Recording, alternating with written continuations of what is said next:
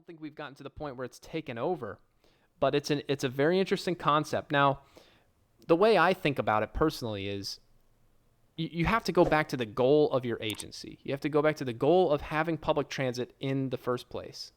I mean, obviously, if your goal is to be profitable, then every agency in the United States would be failing, because no agency, no public transit agency that reports to the NTD, or APTA for that matter, is a profitable agency.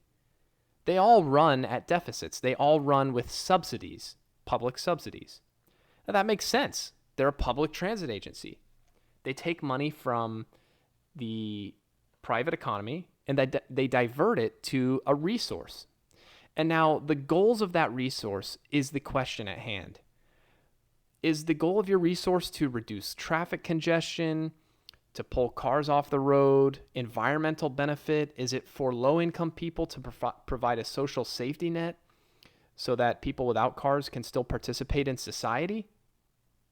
You have to really triangulate all those different types of goals together and figure out what are your priorities as an agency, because that will dictate your likelihood of taking this extra step of being fare free.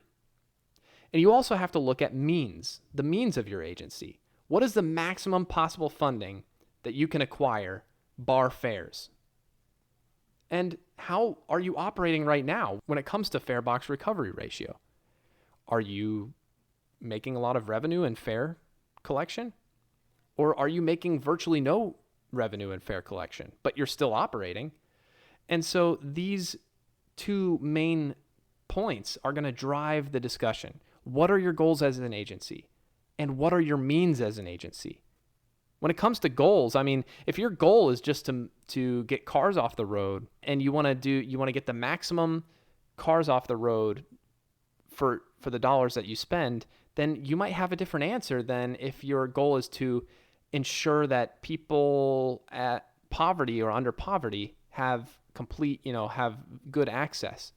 If your goal is to increase economic activity, your answer might be different than if your goal is to reduce pollution.